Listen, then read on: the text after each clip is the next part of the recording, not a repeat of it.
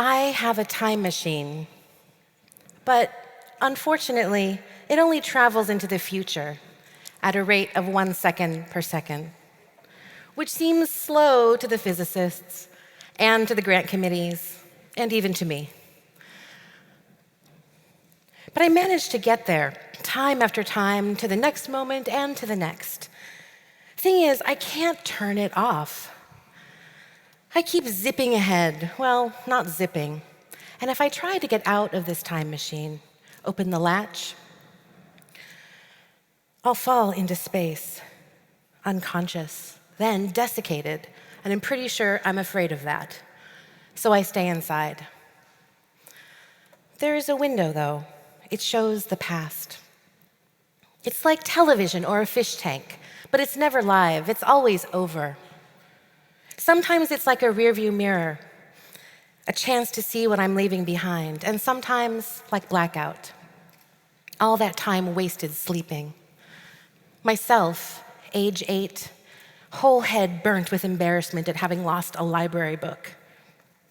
Myself, lurking in a candled corner, expecting to be found charming. Me, exploding at my mother, who explodes at me, because the explosion of some dark star all the way back struck mother's mother's mother hard. I turn away from the window, anticipating a blow. I thought I'd find myself an old woman by now, but I haven't gotten very far at all.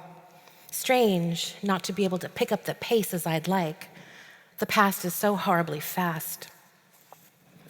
When I wrote this poem, I was afraid to include the part of being 8 years old and losing a library book. It happened a long time ago, but the shame and humiliation was so intense, I buried the memory and forgot about it for decades. When the memory resurfaced, so did the devastation I felt back then, and I certainly didn't want to tell anybody about it. So I didn't. I put it in the poem. I let the poem tell it.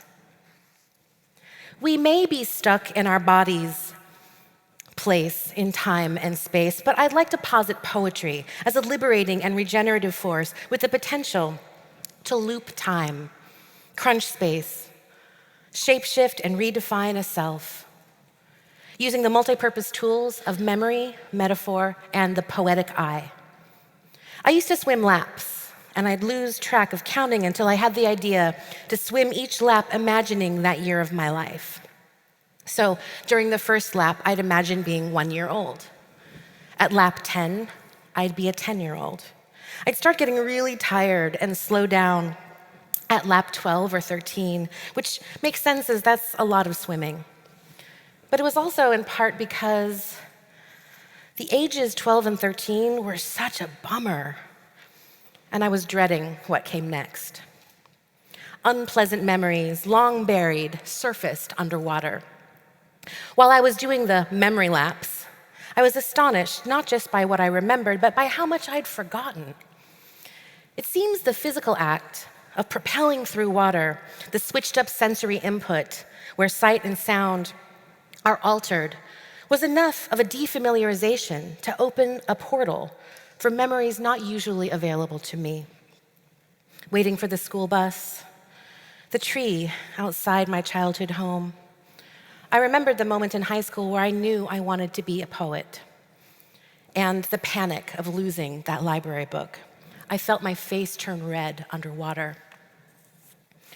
Why is it we can sometimes access our memories and other times we can't? It seems we're simultaneously comforted and tormented by our memories, not just because of their content, but because we live in a kind of limbo with the sensation that we can't remember it all reliably, that our own pasts are inaccessible to us. These inaccessible memories don't even have to be in the past. Have you ever looked all over the house for your glasses, only to find that they were on your head the whole time? Usually this discovery is made when someone else points it out to you or you catch yourself in the mirror. When you encounter your life from another angle or see yourself refracted or dive into another element, your perspective can be profoundly altered. Swimming is one way to re-see yourself, and writing is another. Both strange activities are bound to bring up things you don't think about every day, things you forgot, or wanted to forget, or forgot you forgot. Now, how can poetry make use of memory if we don't even know what's there? I mean, the glasses are on your head, but inside your head, you don't seem to have that information. Is memory a big purse in which you lose your keys? And when you go looking for them, you find receipts? And when you go looking for a receipt, you find cough drops? And when you go looking for cough drops, you find your driver's license, which you didn't even know you'd lost? Or are our painful memories encrypted in such a way that even if we wanted to find them, we just don't have the codes? And if we ever got the codes, would the memories just engulf us with pain? And who wants the bad old memories anyway? I mean, let's let sleeping dogs lie, right? But dogs wake up, and our memories will use us if we don't use them. And pain, especially old, forgotten pain, can be insistent about its existence.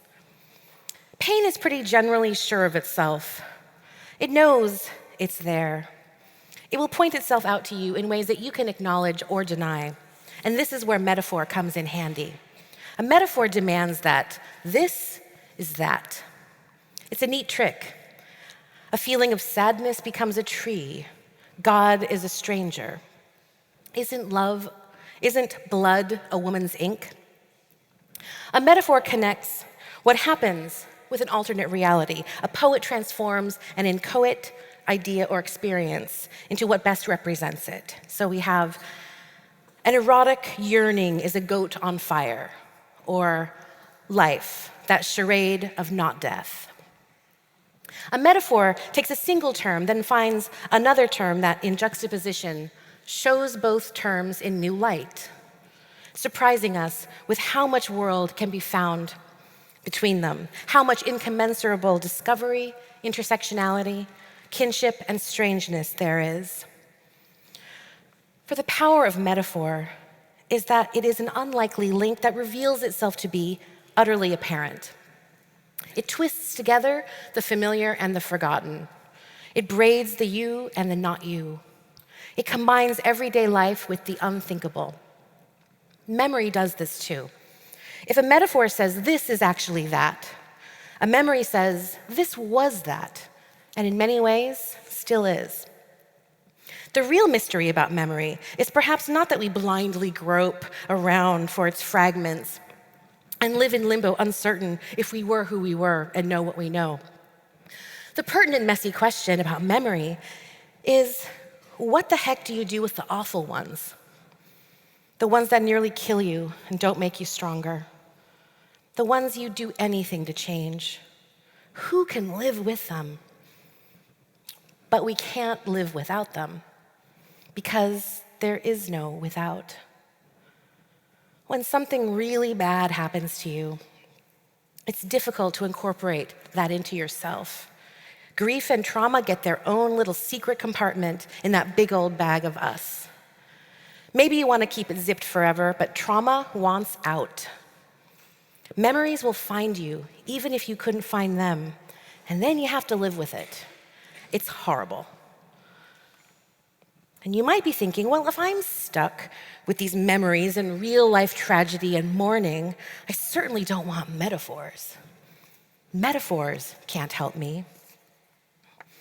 Poetry is a way to live with the unbearable. Metaphors be with you. What else is a metaphor? A way to be both our sad selves and be able to claim an alternate reality. Poetry is a way to access that we don't, can't, or won't remember. And poetry's magic metaphors have the superpower of cleaving, a word which has double opposing meanings: to sever and to cling to separate and to unite. What if we could live our lives, live our truths, the way that words live in us? With multiple identities, multiple meanings, sometimes contradictory ones. To live the way cleave double means. Another example is to give. To give means to offer, but there's a little stretch in there. It has some give. And anybody who's ever breastfed or pumped milk to feed a baby knows that the word express doesn't just mean to talk. What if we're not just time machines with sticky gears and no brakes, but truth machines, and we're making up our own as we go, out of everything that's happened to us? What if I could keep my real traumatized self and also just eject it out into space? What if I could be myself and not myself? For this sorcery, poetry has another liberating device, a style of metaphor that Emily Dickinson described best. She said of the speaker in her poems, "It does not mean me, but a supposed person." This poetic I operates like its homonym, the I, EYE, that is, the perspective, the mechanism through which the world is interpreted. This poetic I is not me.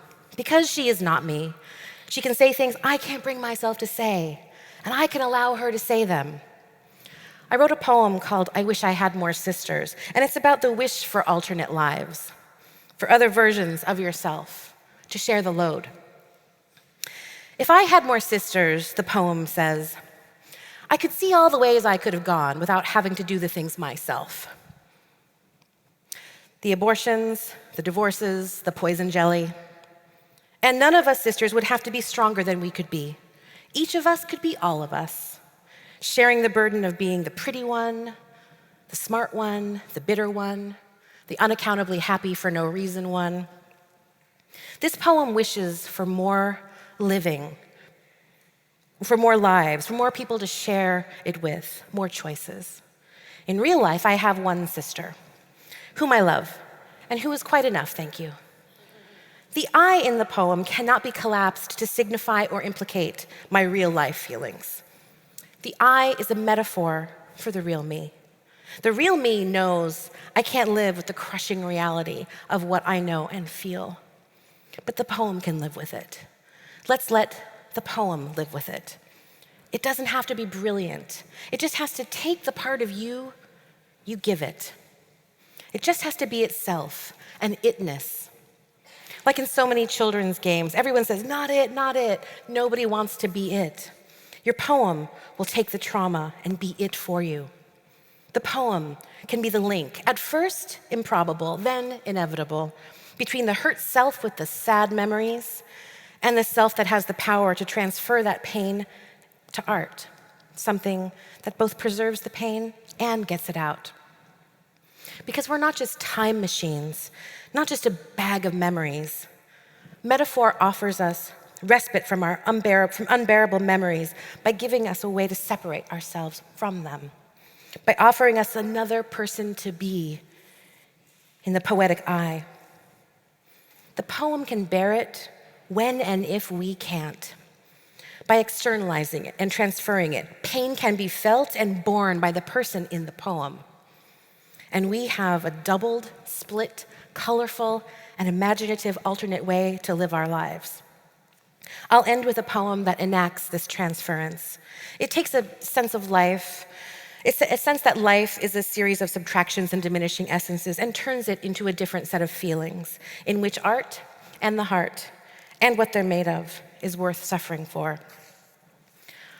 Artless is my heart, a stranger berry there never was, tartless, gone sour in the sun.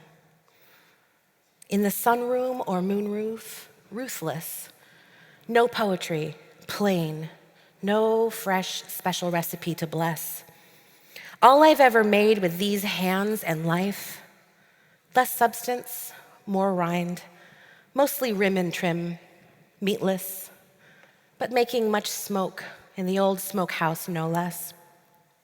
Fatted from the day, overripe and even toxic at eve. Nonetheless, in the end, if you must know, if I must bend, wasteless to that excruciation. No marvel, no harvest left me speechless. Yet I find myself somehow with heart, aloneless, with heart, fighting fire with fire, flightless. That loud hub of us, meat stub of us, beating us senseless. Spectacular in its way of not seeing, congealing dayless but in everydayness. In that hopeful haunting, a lesser way of saying in darkness, there is silencelessness for the pressing question. Heart, what art you?